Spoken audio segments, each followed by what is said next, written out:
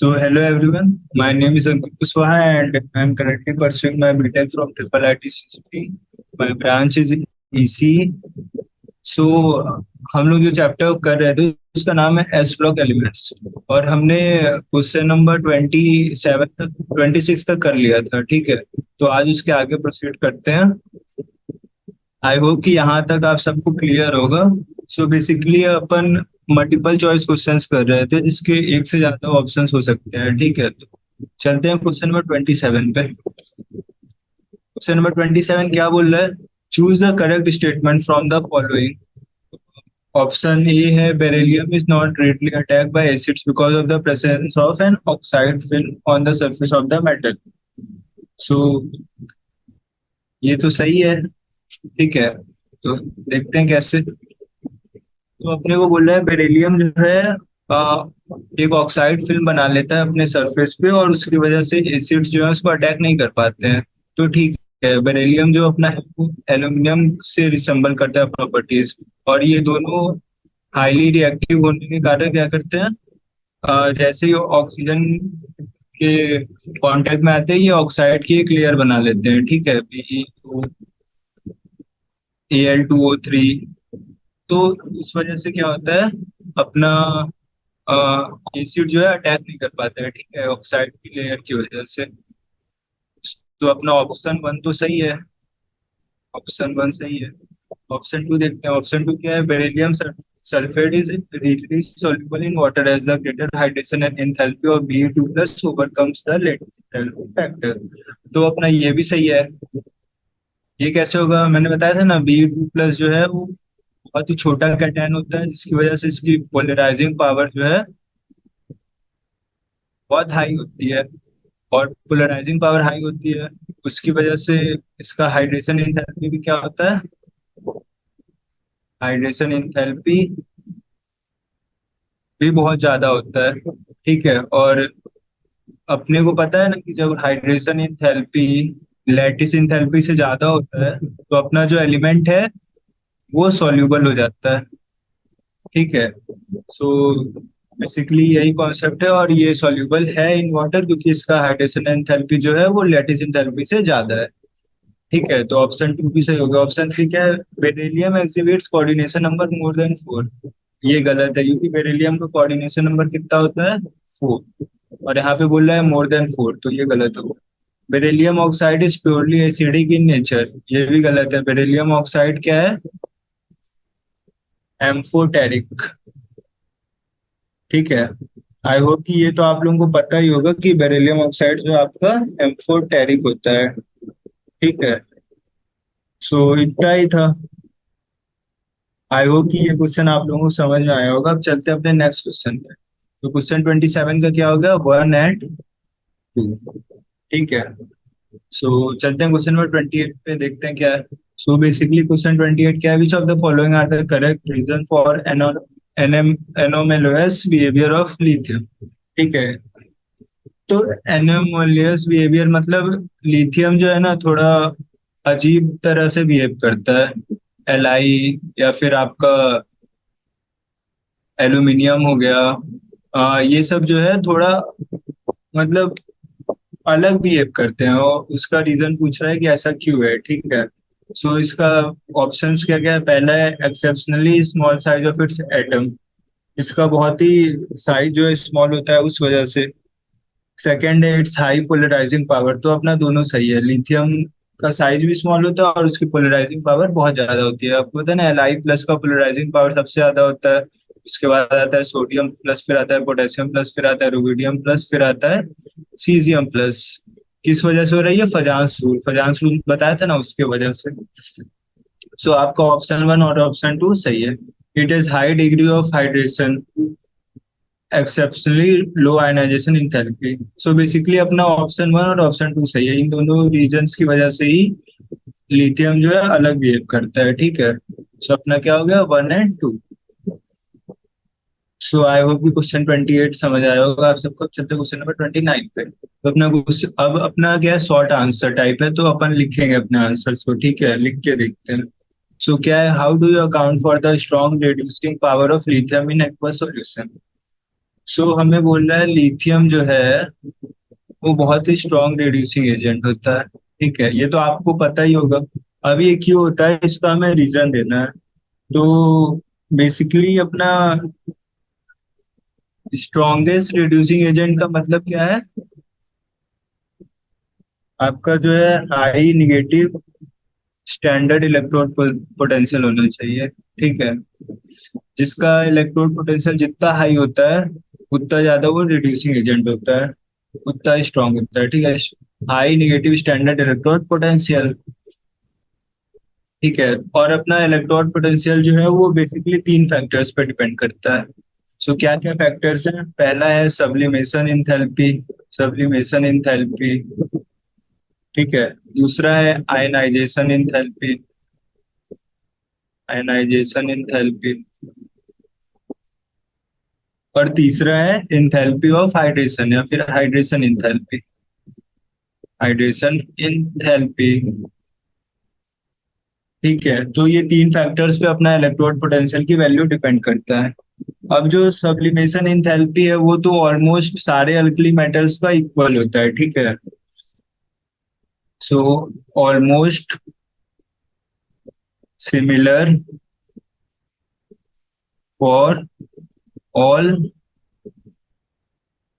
Alkali metals. ठीक है, अब जो अपना आयनाइजेशन इंथैल्पी है वो क्या होता है? डाउन द ग्रुप जैसे जैसे जाता है अपन डिक्रीज होता है, तो लिथियम का क्या हो जाएगा? हाई हो जाएगा। High ionisation enthalpy. ठीक है, और लिथियम का हाइड्रेशन इंथैल्पी भी क्या होता है? हाईएस्ट होता है। ठीक है, अमंग अल्कली मेटल्स। ठीक है, तो आयनाइजेशन इंथैल्पी और हाइड्रेशन इंथैल्पी दो फैक्टर हाई हो गए और एक जो है लगभग सबका सेम है, तो इस वजह से इस लिथियम की जो स्टैंडर्ड इलेक्ट्रोड पोटेंशियल की वैल्यू है वो बहुत हाई होती है और उस वजह से वो बहुत ही स्ट्रॉन्ग रिड्यूसिंग एजेंट है। ठीक है, सो यही था 29 का सॉल्यूशन आया होगा कि आप सबको समझ में आया होगा। अब चलते हैं अपने क्वेश्चन नंबर 30 पे। सो अपना क्वेश्चन नंबर 30 क्या है? When heated in air the alkali metals form various oxides. Mention the oxide form by lithium sodium and potassium. ठीक है, तो अपने को बोल रहा है कि जब अल्कली मेटल्स को हीट किया जाता है तो वो बहुत सारे ऑक्साइड्स बना लेते हैं, वैरायटी ऑफ ऑक्साइड्स। और हमें बताना है लिथियम, सोडियम और पोटेशियम ये तीनों किस तरह का ऑक्साइड बनाते हैं। ठीक है, तो मैं बता देता हूँ। लिथियम जो है आपका बेसिकली लिथियम ऑक्साइड बनाता है लाइट वो। सोडियम जो आपका सोडियम पर ऑक्साइड बनाता है Na2O2। और पोटेशियम जो है आपका वो बनाता है पोटेशियम सुपर ऑक्साइड KO2। ठीक है, सो बेसिकली यही आपका आंसर हो गया। लिथियम ऑक्साइड, सोडियम पर ऑक्साइड और पोटेशियम सुपर ऑक्साइड। ठीक है, और इसे एक पॉइंट नोट कर लेते हैं। Reactivity of alkali metals towards oxygen.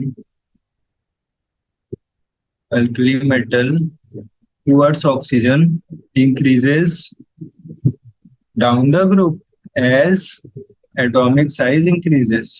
ठीक है, सो इसकी वजह से स्टार्टिंग में ये ऑक्साइड बनाता है, फिर सुपर पर ऑक्साइड बनाता है और लास्ट में सुपर ऑक्साइड बनाता है। सो आई होप कि आप क्लियर होगा क्वेश्चन नंबर 30। ठीक है, अब चलते हैं अपने नेक्स्ट क्वेश्चन पे, जो है क्वेश्चन नंबर 31। सो बेसिकली अपना क्वेश्चन नंबर 31 क्या है? Complete the following reactions. तो अपने को रिएक्शन दिया है O2 माइनस प्लस H2O। क्या होगा ये अपना 2H माइनस प्लस H2O2। ठीक है, और सेकंड क्या है? O2 minus plus H2O। ये क्या हो जाएगा? 2H minus plus H2O2 plus O2। ठीक है, हाइड्रोजन पर ऑक्साइड दोनों केस में अपन को मिलेगा। सो सिंपल था। आई होप कि इसमें तो कोई दिक्कत नहीं होगा। 31 भी होगा अपना। अब चलते क्वेश्चन नंबर 32 पे। 32 क्या है? Lithium resembles magnesium in some of its property. Mention to such properties and give reason for this resemblance. तो बेसिकली अपने को बोला लिथियम जो है वो सोडियम से कुछ सॉरी मैग्नीशियम से कुछ प्रॉपर्टीज रिसेम्बल करता है। और हमें ऐसी दो प्रॉपर्टीज बताना है और उसका रीजन भी बताना है कि ऐसा क्यों हो रहा है। ठीक है, सो एक तो अपना दोनों हार्ड होते हैं, ठीक है। Lithium and magnesium are harder and lighter than other elements in their group, ठीक है। सो लिथियम हार्ड होता है और मैग्नीशियम जो है लाइटर होता है, harder and lighter than other elements in their group. So basically lithium और मैग्नीशियम क्या होते हैं, हार्डर होते हैं और लाइटर होते हैं। अब के ग्रुप में जितने भी एलिमेंट्स हैं उनके कंपैरिजन में, ठीक है। सो एक तो ये हो गया हार्डर एंड लाइटर वाला फैक्टर, और दूसरा क्या है, दोनों नाइट्रोजन जब रहता है एटमॉस्फेयर में तो दोनों उससे रिएक्ट करके आयनिक नाइट्राइड्स बनाते हैं, ठीक है। और उसका फॉर्मूला क्या हो जाएगा, Li3n और Mg3n2। सो इसको मैं लिख देता हूँ, both form ionic nitrides by heating in an atmosphere of nitrogen, ठीक है। और क्या है, दोनों का एटॉमिक रेडियाई जो है, एटॉमिक रेडियाई दोनों का कम होता है, ठीक है, अपने अपने रिस्पेक्टिव ग्रुप में। सो ठीक है, बेसिकली यही अपना प्रॉपर्टीज हो गया, ठीक है। तो आई होप 32 भी समझ में आया होगा। अब चलते हैं अपने क्वेश्चन नंबर 33 पे। क्वेश्चन नंबर 33 क्या है, name an element from group two which forms an amphoteric oxide and a water soluble sulphate. So हमें ग्रुप टू से कोई बताना एलिमेंट जो एम्फोटेरिक ऑक्साइड बनाए, एम्फोटेरिक ऑक्साइड,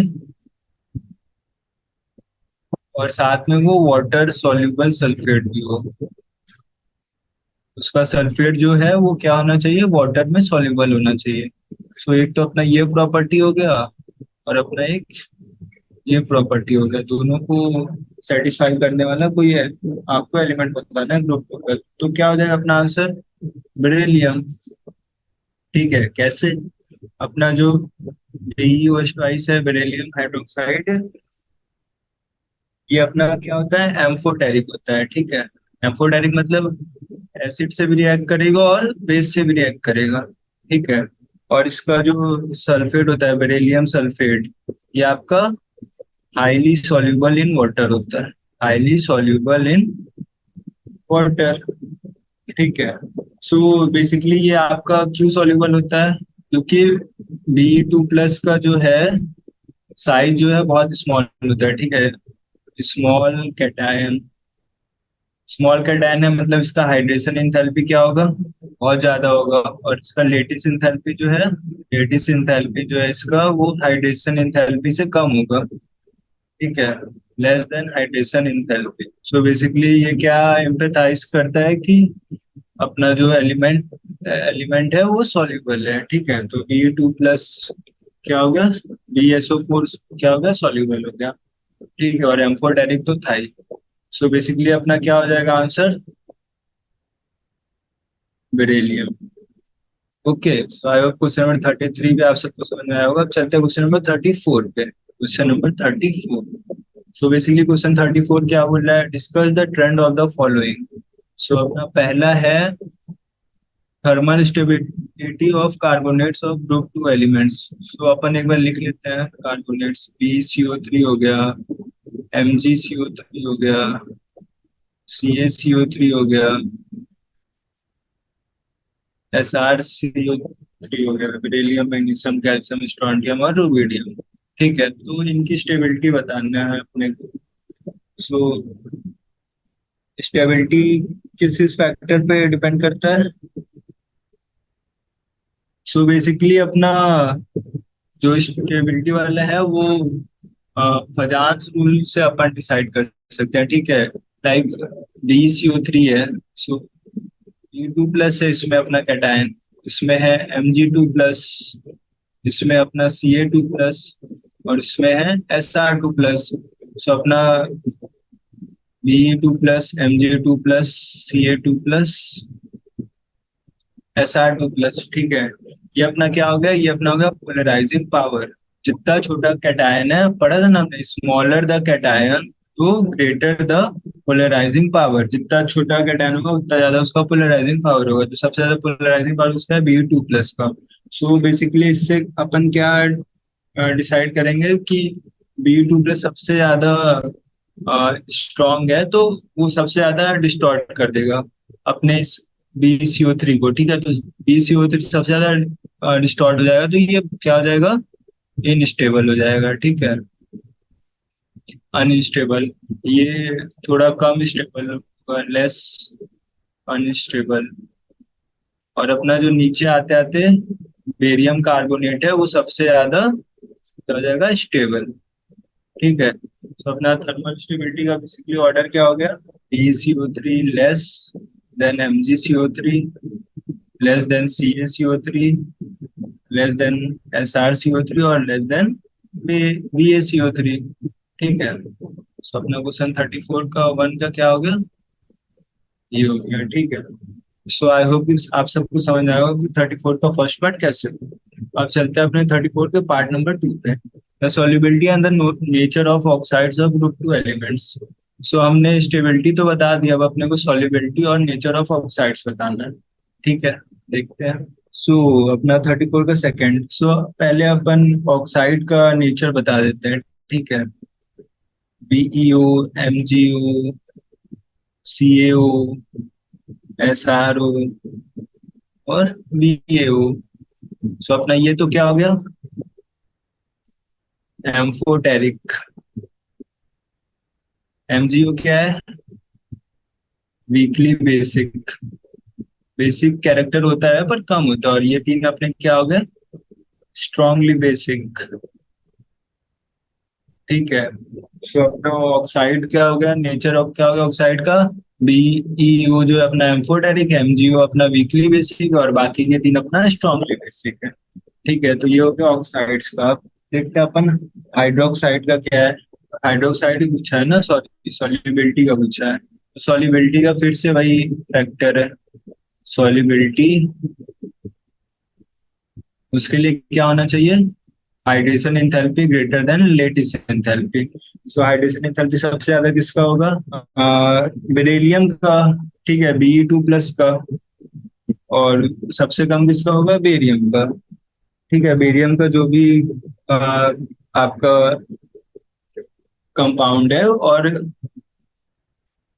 उसका जो है क्या होता है, हाइड्रोजन एनर्जी सबसे कम होता है, और बेरियम का जो भी बेरिलियम का जो भी है उसका सबसे ज्यादा होगा। ठीक है, सो अपना barium, beryllium sulphate greater than magnesium sulphate greater than calcium sulphate greater than strontium sulphate, और सबसे पीछे क्या होगा, बेरियम सल्फेट। ठीक है, तो ये दोनों अपना हाईली सॉल्युबल होते हैं, हाईली सॉल्युबल होते हैं। और ये दोनों माइल्डली सॉल्युबल होते हैं, और ये बहुत ही रेयरली सॉल्युबल होता है। ठीक है, ऑलमोस्ट इनसॉल्युबल बोल सकते हैं। सो ये तो अपना सॉल्युबिलिटी फैक्टर हो गया। अपन अगले क्वेश्चन में इसको डिटेल में करेंगे। ठीक है, क्योंकि अगला क्वेश्चन इस पे ही बेस्ड है। सो अपना क्वेश्चन 34 भी हो गया। अब चलते हैं अपने क्वेश्चन पर 35 पे। तो क्वेश्चन 35 क्या है, why are BeSO4 and MgSO4 readily soluble in water while CaSO4, SrSO4 and BeSO4 are insoluble। ठीक है, सो अपन इस बार इसको डिटेल में देखते हैं, क्योंकि ये बहुत ही इंपॉर्टेंट है। तो अपने को क्या दिया है, BeSO4 और MgSO4 अपने को दिया है हाईली सॉल्युबल। ठीक है, और अपने को दिया है CaSO4, SrSO4 और BaSO4 इनसॉल्युबल, या पार्शली सॉल्युबल भी बोल सकते हैं। ठीक है, सो इसका रीजन अपने को पूछा है। तो ठीक है, सबसे पहले अपन एटॉमिक साइज देखते हैं। पोलराइजिंग पावर किसका सबसे ज्यादा होता है, Be2+ का। उसके बाद Mg2+, उसके बाद Ca2+, उसके बाद Sr2+, और लास्ट में अपना रेडियम Ra2+। ठीक है, सो ये हो गया polarising power.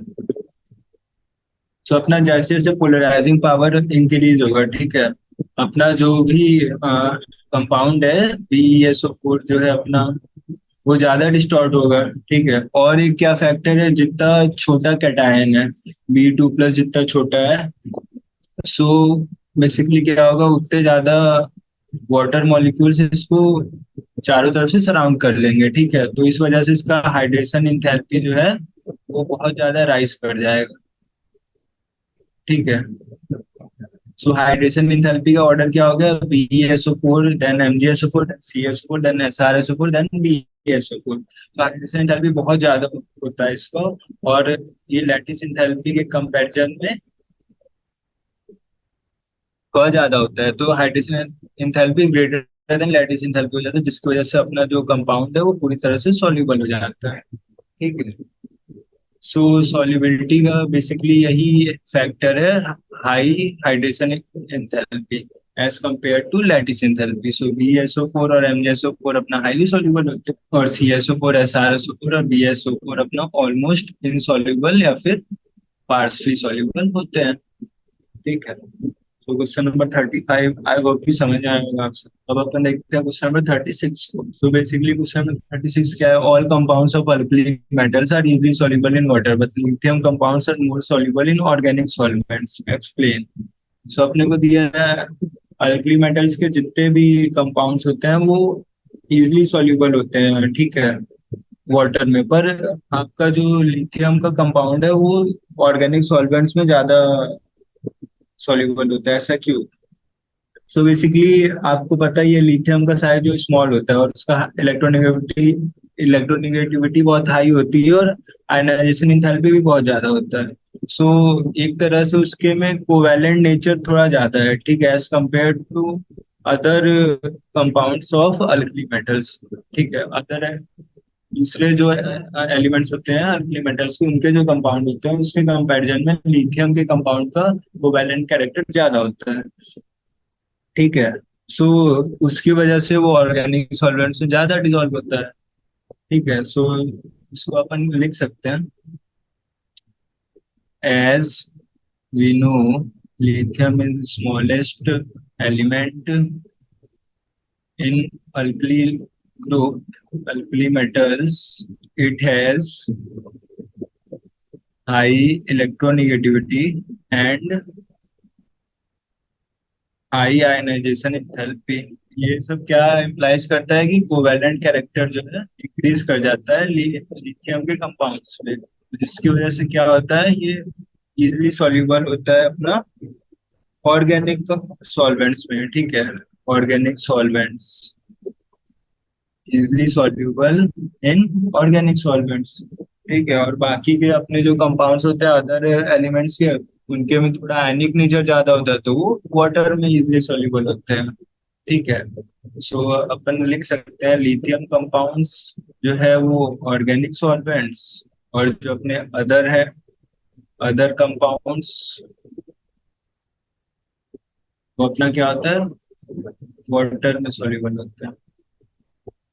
So question number 36 इतना ही था, आई होप कि आप सबको समझ में आया होगा। अब चलते क्वेश्चन नंबर 37 पे। क्वेश्चन 37 क्या है, in the solvay process can we obtain sodium carbonate directly by treating the sodium solution containing NH4 to CO3 with sodium chloride? सो हमें पूछा है कि सॉल्वे प्रोसेस में क्या हम सोडियम कार्बोनेट को डायरेक्टली ट्रीट करके सोडियम कार्बोनेट को अपना क्या हम डायरेक्टली ऑब्टेन कर सकते हैं।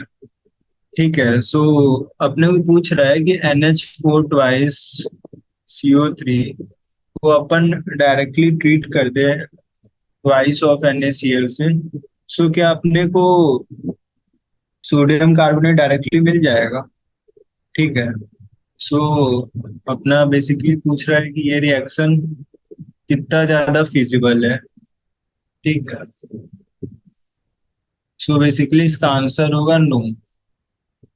ठीक है, इसका रीजन क्या है, क्योंकि अपना जो भी दो प्रोडक्ट्स बने हैं ना वो दोनों आपके सॉल्यूबल हैं। ठीक है, ये दोनों आपके सॉल्यूबल है, और सॉल्यूबल है तो इसकी वजह से अपना क्या होगा, इक्विलिब्रियम का कॉन्सेप्ट लगेगा। Equilibrium will not shift in forward direction, will not shift in forward direction. और आपको पता है ना, इक्विलिब्रियम फॉरवर्ड डायरेक्शन नहीं शिफ्ट करेगा, इसका मतलब रिएक्शन उतनी ज्यादा फिजिबल नहीं होगी। ठीक है। सो बेसिकली ये रिएक्शन आपका उतना ज्यादा फिजिबल नहीं है, तो इसका आंसर क्या हो जाएगा? नो। और रीजन मेन क्या है? जो आपके प्रोडक्ट्स बन रहे हैं वो सॉल्युबल है। ठीक है। सो आई होप कि क्वेश्चन 37 भी आप सबको समझ में आया होगा। अब चलते हैं क्वेश्चन नंबर 38 पे। सो बेसिकली क्वेश्चन नंबर 38 क्या है? Write Lewis structure of O2 minus ion and find out oxidation state of each oxygen atom. What is the average oxidation state of oxygen in this ion? So अपने को basically O2 minus का Lewis structure बनाने के लिए पहले पूछा है, तो Levi's structure of O2 minus क्या होता है? ये हो गया अपना लेविस स्ट्रक्चर O2 माइनस का। ठीक है। और अपना इस वाले ऑक्सीजन का ऑक्सीडेशन स्टेट क्या है? जीरो, क्योंकि इस पे कोई चार्ज नहीं। और ऑक्सीडेशन स्टेट इस वाले ऑक्सीजन एटम का क्या है? -1। और एवरेज ऑक्सीडेशन स्टेट क्या होगा? -1/2। ठीक है। सो अपना क्वेश्चन नंबर 38 भी आई होप कि आप सबको समझ में होगा। अब चलते हैं अपना क्वेश्चन नंबर 39 पे। सो बेसिकली क्वेश्चन नंबर 39 क्या बोल रहा है? Why do beryllium and magnesium not impart colour to the flame in the flame test? So flame test तो पता है ना आप सबको। और हमें क्या बोल रहा है? बेरिलियम और मैग्नीशियम जो है do not impart colour to the flame in the flame test. और हमें बेसिकली इसका रीजन पूछा है कि ऐसा क्यों नहीं होता है। ठीक है। सो बेसिकली कलर इम्पार्ट करने का रीजन क्या होता है? कलर इम्पार्ट करने का रीजन होता है इलेक्ट्रॉन्स का एक्साइटेशन और डी एक्साइटेशन। ठीक है। और अपना बेरिलियम और मैग्नीशियम में जो है इलेक्ट्रॉन्स बहुत आसानी से नहीं निकलते हैं। इनका आयनाइजेशन आयनाइजेशन एंथैल्पी बहुत ज्यादा होता है, तो उसकी वजह से इलेक्ट्रॉन्स को लूज करना उतना आसान नहीं होता है। सो इलेक्ट्रॉन्स जो है टाइटली बाउंडेड होते हैं, इस वजह से वो बहुत हाई एनर्जी का डिमांड करते हैं एक्साइटेशन के लिए। ठीक है। सो इसलिए जनरली बेरिलियम और मैग्नीशियम जो है वो कलर टेस्ट में फेल हो जाते हैं। ठीक है। सो एक बार अपन इस आंसर को लिख लेते हैं। The different colours arises the different colors in flame test of alkaline earth metal arises due to different energies। ठीक है। अलग अलग एनर्जी की वजह से अलग अलग कलर जो है आपके अराइज होते हैं। और एनर्जी क्यों चाहिए रहता है? Required for excitation and D excitation. Required for excitation and D excitation. ठीक है। अब अपना बेरिलियम और मैग्नीशियम का रीजन देखते हैं कि वो फ्लेम टेस्ट में क्यों फेल हो जाते हैं। सो बेसिकली अपना beryllium and magnesium atoms due to small size bind their electrons more strongly bind their electrons more strongly because of higher effective nuclear charge। जितना छोटा आपका एटम होगा उतना ज्यादा न्यूक्लियर चार्ज आपका इफेक्टिव होगा, because of higher effective nuclear charge. Hence they require very high excitation energy and are not excited by the energy of the flame। ठीक है। by the energy of the flame, and this results in no flame color at the flame test। Okay. So basically ये reason था जिसकी वजह से अपना beryllium और magnesium जो है कलर को नहीं इम्पार्ट करता है फ्लेम टेस्ट के टाइम पे। ठीक है। सो आई होप कि क्वेश्चन नंबर 39 भी आप सबको समझ में आया होगा। अब चलते हैं अपना क्वेश्चन नंबर 40 पे। क्वेश्चन नंबर 40 क्या है? What is the structure of BeCl2 molecule in gaseous and solid state? So basically अपने को BeCl2 मॉलिक्यूल का गैसियस और सॉलिड स्टेट में स्ट्रक्चर पूछा है। तो ठीक है, देखते हैं कैसा होगा। तो अपना क्वेश्चन नंबर 40 है, BeCl2 मॉलिक्यूल का स्ट्रक्चर बताना है गैसियस और सॉलिड स्टेट में। ठीक है। सो पहले देखते हैं सॉलिड स्टेट में कैसा होगा। सो बेसिकली BeCl2 जो अपना सॉलिड स्टेट में, वो एक पॉलीमेरिक चेन स्ट्रक्चर बनाता है, ठीक है, जिसमें बेरिलियम का जो एटम होता है वो 4 क्लोरीन एटम से सराउंडेड होता है। और उन 4 में से 2 जो होता है कोवेलेंट बॉन्ड होता है, और बाकी के 2 जो है कोऑर्डिनेट बॉन्ड होते हैं। ठीक है, तो एक बार अपन पहले लिख लेते हैं और फिर अपन स्ट्रक्चर बना के देखेंगे कि कैसा है। So in solid state it exists in the form of polymeric chain structure, ठीक है, in which each beryllium atom is surrounded by 4 chlorine atoms, 2 covalent bonds and 2 coordinate bonds। ठीक है, सो एक बार इसका स्ट्रक्चर बना के देखते हैं कि ये कैसा दिखता है। सो ये आपको एक ब्रिज ब्रिज टाइप स्ट्रक्चर दिख रहा होगा, और ये आपका कंटिन्यू रहता है, ठीक है। सो ये बेसिकली कंटिन्यू रहेगा, बस ऐसा ही रहता है आपका, ठीक है। सो सॉलिड स्टेट में तो आई होप कि आप सबको समझ में आ गया होगा कि पॉलीमोरिक चेन स्ट्रक्चर के फॉर्म में एग्जिस्ट करता है, ठीक है, जिसमें 2 बेरिलियम एटम जो है, 2 क्लोरीन एटम्स होते हैं कोवेलेंट बॉन्ड से, और 2 को क्लोरीन एटम होते हैं कोऑर्डिनेट बॉन्ड से। अब देखते हैं अपना वेपर फॉर्म में कैसे एग्जिस्ट करता है। सो बेसिकली वेपर स्टेट में जो है अपने पास 2 फैक्टर्स होते हैं। एक होता है लेस देन 1200 kPa, और एक होता है अपना एबव देन 1200 kPa। ठीक है, सो एबव देन 1200 kPa क्या होता है? अ, आपका मोनोमर के फॉर्म में एग्जिस्ट करता है, ठीक है। और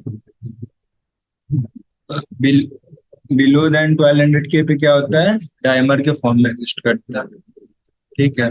डायमर और मोनोमर तो पता है ना, 2 मोनोमर कंबाइन करके एक डायमर बनता है आपके, ठीक है। सो ये बेसिकली आपका लीनियर स्ट्रक्चर होता है, और इसका डाइपोल मोमेंट कितना होता है? डाइपोल मोमेंट भी इसका 0 होता है, ठीक है। सो आई होप कि ये समझ में आया होगा आप लोगों को। अब चलते हैं अपने नेक्स्ट क्वेश्चन पे, जो कि क्वेश्चन नंबर 41। तो अपना क्वेश्चन 41 क्या है? Match the elements given in column 1 with option of column 1 and column 2, ठीक है। तो अपने को बेसिकली मैच करना है। सो 41 क्या है? कॉलम 1 है आपका लिथियम, सोडियम, कैल्शियम और बेरियम, ठीक है। और कॉलम 2 में आपके क्या क्या ऑप्शन है? Insoluble sulphate, strongest mono acidic base, most negative electro, ये हुआ है ना आपका E- का वैल्यू अमंग अल्कली मेटल्स, और चौथा इनसॉल्युबल ऑक्सलेट, और पांचवा है 6s² आउटर इलेक्ट्रॉनिक कॉन्फिगरेशन। सो Li का क्या हो जाएगा? मोस्ट नेगेटिव इलेक्ट्रोड पोटेंशियल, ठीक है, अमंग अल्कली मेटल्स। ये हमने डिस्कस किया था ना, ऐसा क्यों होता है? Li+ जो है सबसे छोटा कैटायन होता है, और ये सबसे ज्यादा रिड्यूसिंग भी होता है, ठीक है। और सोडियम का क्या हो जाएगा? सोडियम जो है स्ट्रॉन्गेस्ट मोनो एसिडिक बेस है आपका। और अल्कलीज जो होते हैं अपने, वो अल्कलाइन अर्थ मेटल से ज्यादा एसिडिक होते हैं, ठीक है। सोडियम का हो गया। अब कैल्शियम का क्या है? कैल्शियम आपका जो है इनसॉल्युबल होता है। कैल्शियम ऑक्सोलेट जो है आपका इनसॉल्युबल होता है वाटर में। और बेरियम आपका क्या होता है? इनसॉल्युबल सल्फेट होता है।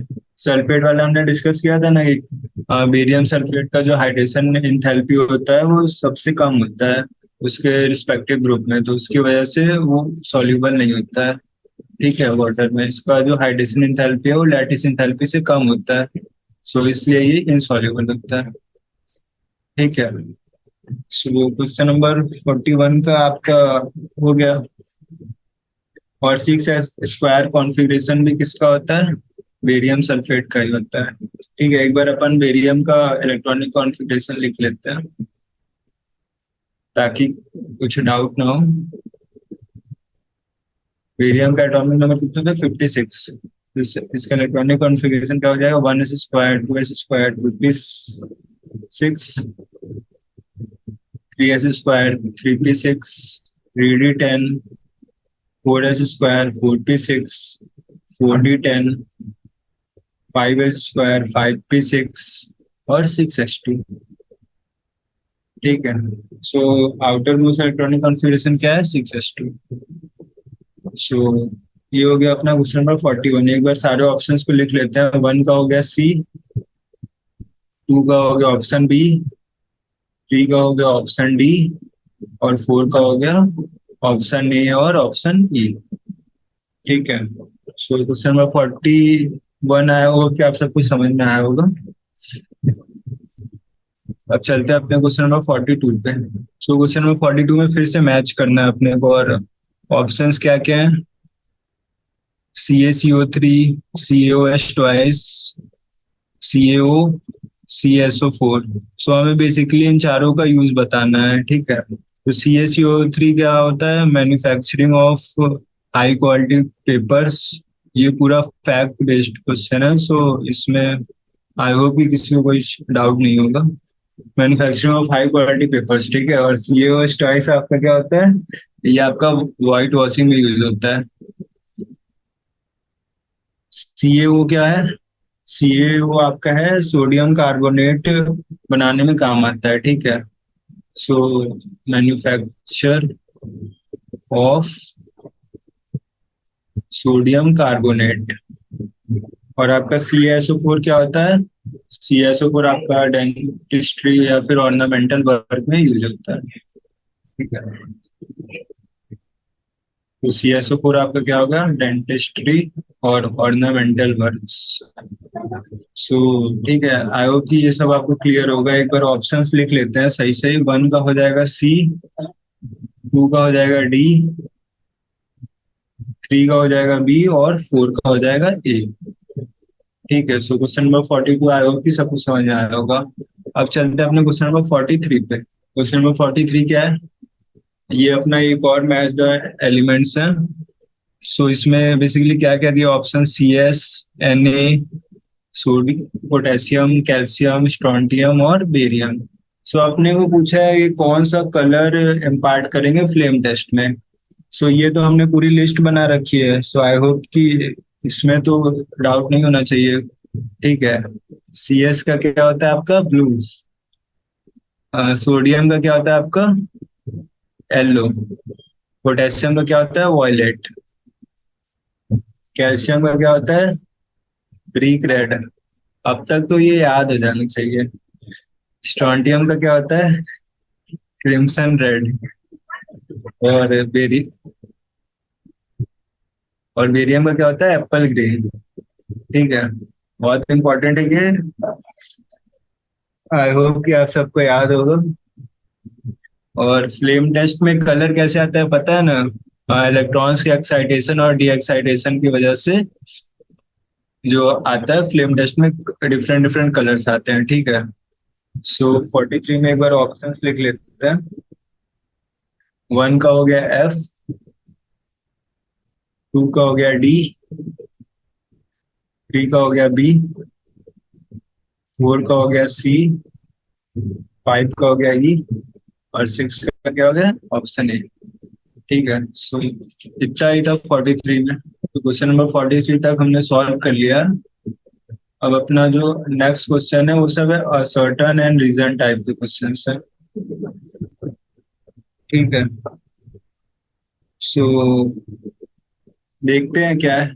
In the following questions a statement of assertion A followed by statement of reason R is given, choose the correct option out of the choices given below each question. So आपका assertion ये क्या है, the carbonate of lithium decomposes easily on heating to form lithium oxide. So ये तो आपका सही है। ठीक है। और ऑप्शन बी क्या है आपका, lithium being very small in size polarizes large carbonate ion leading to the formation of more stable Li2O and CO2। सो आपका सेकंड वाला पॉइंट भी सही है। सो 44 का क्या हो जाएगा, 44 का आपका हो जाएगा ऑप्शन नंबर ए।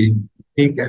इसमें अपन नोट कर सकते हैं कि other alkali metals, unlike other alkali metal carbonates, the carbonate of lithium,